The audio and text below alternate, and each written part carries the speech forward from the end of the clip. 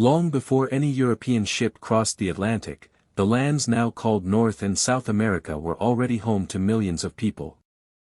They were not one group, not one culture, not one language. They were hundreds of nations, each shaped by climate, geography, belief, and time. Their ancestors arrived tens of thousands of years ago, most likely during the last ice age, crossing a land bridge that once connected Siberia to Alaska. Over generations beyond counting, they spread across forests, plains, deserts, mountains, and coasts.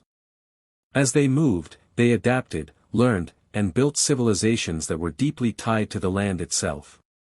These early peoples did not see land as property in the European sense. Land was alive, sacred, and shared. Rivers were ancestors. Mountains were protectors. Animals were teachers. Survival depended on balance rather than domination. This worldview shaped everything from hunting practices to political systems. Some societies followed migrating herds, while others settled and farmed. Over time, complex cultures emerged, each with its own way of organizing life. In the Arctic and subarctic regions, the Inuit and related peoples learned to survive in some of the harshest environments on Earth. They built homes from ice and sod, hunted seals and whales, and developed tools perfectly suited to snow and sea.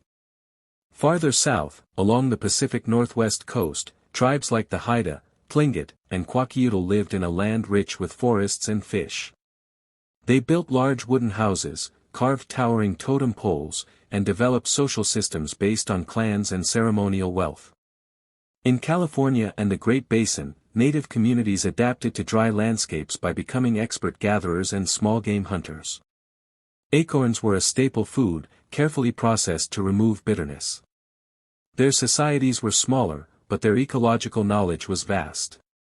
On the Great Plains, nations such as the Lakota, Cheyenne, and Comanche would later become known as Skill. By the early 19th century, the young United States had made its intentions clear. Expansion was no longer a possibility but a policy. Land meant power, and native nations stood in the path of a growing settler population that believed it had a natural right to move west. This belief was framed as progress, civilization, and later as destiny.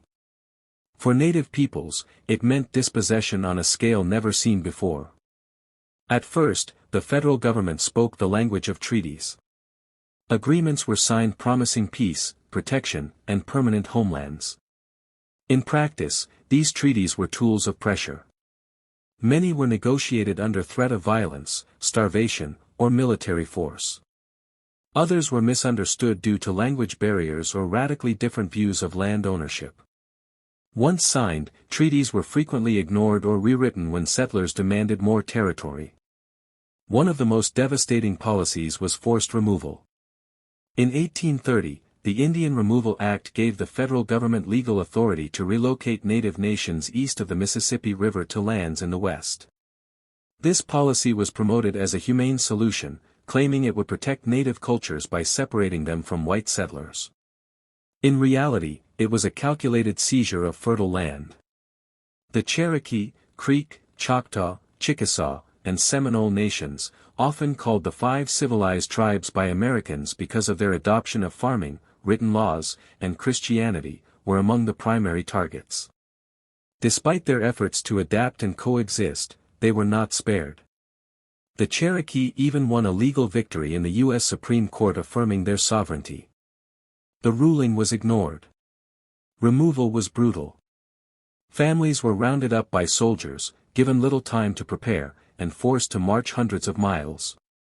Thousands died from hunger, disease, and exposure. The Cherokee called this journey the Trail of Tears, but similar suffering was experienced by many other tribes across the country. As the 21st century unfolded, Native American life stood at a crossroads shaped by survival, adaptation, and unfinished justice.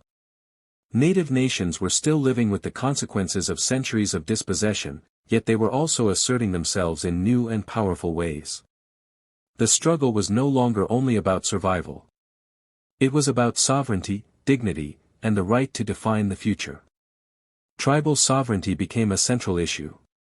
Native nations are not simply ethnic groups but political entities with inherent rights that predate the United States.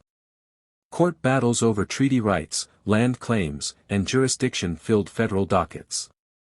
In some cases, tribes won important victories that reaffirmed fishing, hunting, and water rights promised long ago. In others, legal ambiguity and shifting political winds limited enforcement. Even when treaties were upheld in court, implementation often lagged behind. Economic development continued to reshape many communities. Gaming enterprises provided revenue that allowed tribes to fund schools, healthcare, housing, and cultural programs. For some nations, this created a level of independence never before possible under U.S. policy. For others, especially those in remote areas, economic opportunity remained limited. The idea that all tribes benefited equally was a myth. Inequality existed not only between native and non-native communities, but among native nations themselves.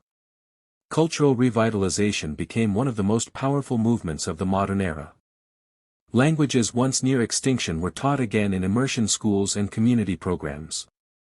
Elders worked with linguists and educators to record vocabulary, stories, and songs. Young people grew up speaking words their grandparents had been punished for using.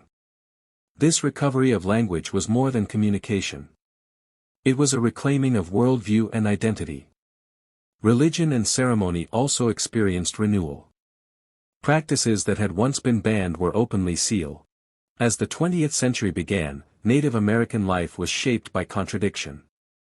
Officially, Native people were wards of the federal government, considered incapable of managing their own affairs. At the same time, they were expected to abandon their cultures and blend into American society. This double standard created deep instability. Reservation life was marked by poverty, limited opportunity, and constant government control, yet Native nations continued to exist as distinct communities bound by history and shared memory. Early in the century, reformers began to question the damage caused by earlier policies.